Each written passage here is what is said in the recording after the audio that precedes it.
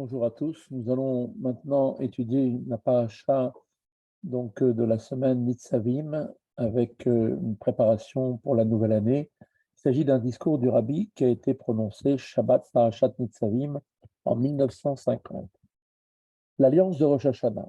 Le Licoté dit, et mon beau-père le Rabbi l'explique dans une note de la parashat Nitzavim 5707, que cette paracha est toujours lue pendant le Shabbat qui précède Rosh Hashanah, parfois avec la paracha Vayelech et parfois seule.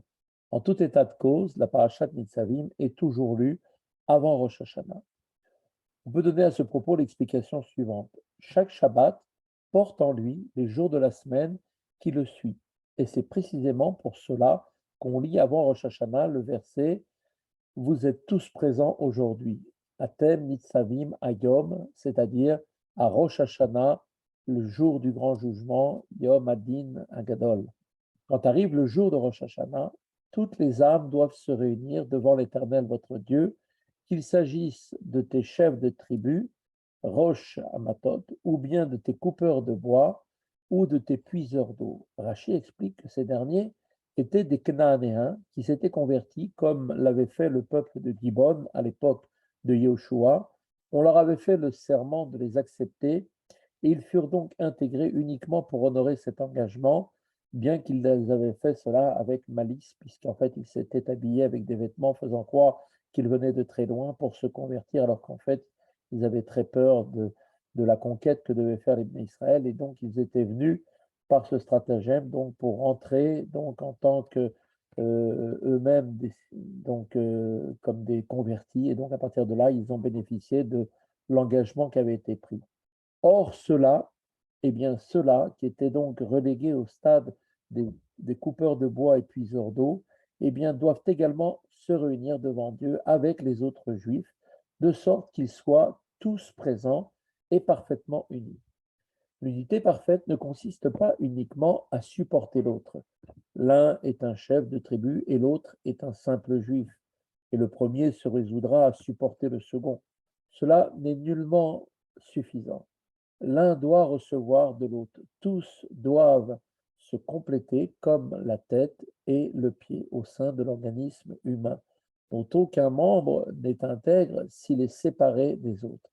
C'est donc là ce qu'il convient d'obtenir aujourd'hui à Rosh Hashanah, et pour y parvenir, on lit dans la Torah pendant le Shabbat qui précède cette fête, vous êtes tous présents aujourd'hui, vos chefs de tribu, vos coupeurs de bois, vos puiseurs d'eau, et cette lecture apporte donc la force nécessaire pour qu'il en soit bien ainsi. La Chassidoute explique pour quelle raison on prononce à Rosh Hashanah des versets proclamant la royauté de Dieu, évoquant le souvenir et mentionnant le chauffard. On cite en effet, en agissant de la sorte, une preuve de la Torah permettant d'établir que Dieu doit régner et se souvenir grâce au chauffard. De la sorte, on obtient qu'il en soit concrètement ainsi. Après avoir précisé, vous êtes tous présents aujourd'hui, vos chefs de tribu, vos coupeurs de bois et vos puiseurs d'eau, le verset définit le but de cette réunion, afin que tu contractes l'alliance de l'Éternel ton Dieu, le Brit, au jour de Rosh Hashanah. On peut constater, si l'on observe par exemple deux amis fidèles, que leur sentiment mutuel a une motivation, par exemple la reconnaissance par l'un de la grandeur de l'autre, ou bien l'amitié de l'un destinée à mettre en éveil celle de l'autre pour le bien qu'il pourra un jour en tirer. Dès lors, l'un peut prendre conscience qu'il a un défaut et que l'amitié de l'autre s'en trouvera affaiblie s'il s'en aperçoit. Bien plus, ce défaut peut porter sur un point essentiel et éteindre complètement cette amitié ou même susciter le sentiment contraire. En pareil cas, eh bien, lorsque l'amitié est encore forte, que doivent faire ces deux hommes? Eh bien, ces hommes concluront une alliance et ils se jureront fidélité éternelle. En effet, une alliance, c'est quelque chose qui transcende la raison, qui permet de mettre sa rationalité de côté et de se lier par la quintessence profonde de sa propre personnalité. Et dès lors, rien au monde ne pourra plus jamais affaiblir l'amitié qui devient immuable puisqu'elle a été contractée à un niveau qui dépasse l'entendement et toutes les raisons et toutes les choses qui peuvent venir de la logique. Il en est de même pour l'amour qui lie Dieu aux Juifs. Lorsque survient Rosh Hashanah, eh bien cet amour est intense grâce à tous les efforts accomplis pendant le mois d'Elul, permettant de faire disparaître les fautes qui le voilent. Or, il faut conclure maintenant précisément à ce moment-là une alliance. Et les Juifs se lient profondément à Dieu au-delà de toute rationalité, de sorte que rien au monde ensuite ne puisse affaiblir ce sentiment. Maintenant, la question se pose, comment susciter chez Dieu le désir de se lier aux âmes juives au-delà de toute rationalité? Eh bien, la réponse, c'est en étant parfaitement unis, c'est-à-dire en dépassant pour cela toute démarche logique, car on est bien au final un chef de tribu, alors que l'autre n'est qu'un puiseur d'eau. Et sur quelle base une relation pourrait-elle se tisser à ce stade-là? Eh bien, il est dit que l'on doit servir Dieu de tout son pouvoir, c'est-à-dire par tout ce que l'on possède, mais néanmoins en fonction des capacités de chacun, en les utilisant pleinement, on révèle l'infini de Dieu. Pour autant, cette union parfaite doit être véritable. Il faut avoir conscience qu'il en est bien ainsi, que ce n'est pas simplement une mise en scène. Certes, on est convaincu d'être soi-même un chef de tribu, alors que l'autre est seulement un puiseur d'eau, mais néanmoins, il est impossible de déterminer avec certitude qui est la tête et qui est le pied. Personne ne connaît le niveau de l'âme de l'autre. De façon générale, on a toujours tendance à sous-estimer les autres et à se surestimer soi-même. De plus, même si l'on est effectivement la tête, on doit savoir que le pied a une qualité que celle-ci ne possède pas et que la perfection de la tête requiert la présence du pied. Ceci va nous permettre de comprendre pourquoi nos Chachamim ont chargé le peuple de Givon de couper du bois pour le sanctuaire et pour le Beth Amikdash. Tous les Juifs ne résidaient pas à Jérusalem et ceux qui étaient en faction, ils représentaient tous les autres. Donc au moment du sacrifice, il fallait qu'il y ait un représentant du peuple. Le peuple de Givon, en revanche, assumait sa mission au sein du Beth Amikdash. En effet, c'est bien le pied, représenté par le niveau le plus bas, qui possède la perfection la plus incontestable. Tel est donc le sens du serment qui fut prononcé d'accepter les Gibonim, car un serment, comme on le sait maintenant, dépasse la rationalité et met en éveil l'essence de l'âme. Or, cette dernière s'exprime précisément à quel endroit? Eh bien, dans le pied, dans le niveau le plus bas. Un juif doit donc méditer, et c'est là l'enseignement que nous devons retirer. On doit méditer qu'à Rosh Hashanah, avant que retentisse le shofar, eh bien, il dira: fais pour nous le choix de notre héritage, de la fierté de Yaakov que tu as aimé pour l'éternité. De la sorte, on proclame ainsi qu'il ne saurait en être autrement. En effet, le choix vient d'un quel endroit? Eh bien, il émane de l'essence de Dieu, l'essence qui transcende tous les niveaux et toutes les limites, qui possède la liberté véritable par rapport à lui.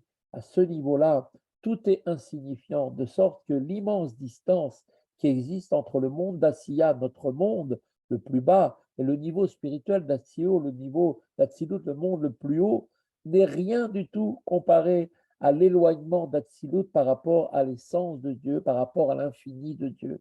Et toutes les images que l'on pourra énoncer ne décriront jamais assez, de manière parfaite, la relation du Créateur et des créatures. Dès lors, maintenant, comment s'adresser à l'essence de Dieu et lui demander, fais pour nous le choix de notre héritage. Alors, une réflexion approfondie à tout cela, eh bien, est la réponse qui va nous permettre à chacun de ne plus avoir le temps de se comparer aux autres. On dit que Rabbi Hillel de Paritch souhaitait rencontrer l'Admour Azaken, mais à chaque fois qu'il parvenait dans une ville où celui-ci se trouvait, eh bien, il arrivait toujours trop tard. Et le rabbi en était déjà reparti. Alors, on nous raconte dans l'histoire qu'il s'arrangea donc lorsqu'il apprit que l'Admour Azaken devait aller dans un certain endroit pour y parvenir avant lui. Bien plus, il craignait de subir encore un échec compte tenu de ce qui s'était passé plusieurs fois auparavant. Et il a eu donc recours à une ruse. Eh bien, il décida de pénétrer dans l'appartement où le rabbi devait résider. Et là, qu'est-ce qu'il fit? Eh bien, il se cacha sous le lit. Rabbi Hillel de Paris avait préparé une question qu'il allait poser au Admour Azaken sur le traité de Aharim, consacré notamment à tout ce qui concerne les évaluations. Combien doit-on donner lorsqu'on décide de faire un don pour le Beth Amikdash, quand il s'agit d'une bête, quand il s'agit d'un esclave ou même de soi-même. Et donc, en fait, il devait poser la question à l'Admour Azaken sur, en fait, ce traité de Harkin consacré aux évaluations. Dès que l'Admour Azaken pénétra dans la pièce, il dit avant même que Rabbi Hillel ne puisse quitter sa cachette en chantant, comme c'était l'habitude de l'Admour Azaken, lorsqu'un jeune homme se pose une question sur le traité consacré aux évaluations Harkin, il doit d'abord évaluer sa propre personne. Rabbi Hillel, en entendant cela, carrément perdit connaissance. Lorsqu'on le retrouva et qu'on l'aida à retrouver ses esprits, eh bien, l'Admour Azaken était déjà loin. Rabbi Hillel de Paritch ne rencontra jamais plus l'Admour Azaken, et cette unique fois, eh bien, malheureusement, il ne put même pas le voir. En revanche, il se rendit chez l'Admour Aharon, qui était le fils donc du Admour Azaken, puis chez le Tzemar Tzedek, qui était son petit-fils. Ce récit nous délivre maintenant à chacun d'entre nous un enseignement, à tous ceux qui en ont eu connaissance de cette histoire. Les évaluations définies par la Torah ne sont pas logiques puisqu'elles sont établies en fonction de l'âge d'une personne sans tenir compte de ses qualités, de sorte que tous ceux qui ont le même âge sont évalués exactement de la même façon. Or, quelqu'un pourrait s'insurger et donc se dire, mais comment dire une chose pareille? Comment peut-on dire une chose pareille? Comment cette manière de procéder, mettre tout le monde sur le même niveau uniquement par rapport à son âge? Il pourrait se dire, tout au long de ma vie, j'ai étudié la Torah, j'ai servi Dieu, j'ai procuré du plaisir à Dieu et à la yeshiva céleste. Il faut donc aussi en tenir compte et reconnaître la valeur de mes années. En revanche, telle personne n'a rien fait de sa vie et il eût été préférable d'ailleurs pour lui qu'elle ne soit pas venue au monde, ne soit pas créée. Comment ces années et les miennes peuvent-elles décompter de la même manière? Comment c'est possible? Eh bien, la réponse est la suivante, et c'est là l'enseignement pour chacun d'entre nous pour se préparer à la venue donc de ce nouvel an de Rosh Hashanah. La réponse est la suivante. Celui qui se pose une question sur le traité consacré aux évaluations doit d'abord évaluer convenablement sa personne. Dès lors, eh bien, cette question disparaîtra d'elle-même et donc à ce moment-là, il prendra conscience qu'il est une particularité du peuple juif et qu'à cet effet, il est aussi important que tous les autres et donc il va s'unir véritablement avec tout le monde, quel que soit le degré dans lequel il est, et cela lui permettra par cette bénédiction de recevoir toutes les bénédictions qui vont nous être données à Rosh Hashanah, que ce soit sur la santé, que ce soit sur les moyens de gagner notre vie, ou que ce soit sur le fait d'avoir des enfants. Tout cela nous sera donné dans une très très grande largesse. Et comme le dit les initiales de cette année, cette nouvelle année 2023, de 5083, qui termine avec le Gimel, Gimel qui veut dire Géoula, qui est donc la proche délivrance qui nous a été promis et qui se réalisera immédiatement pour que nous puissions tous ensemble nous retrouver au troisième Beth Amikdash et finir les fêtes et commencer même les fêtes de Rosh Hashanah là-bas. À tous, une très bonne année, une bonne continuation.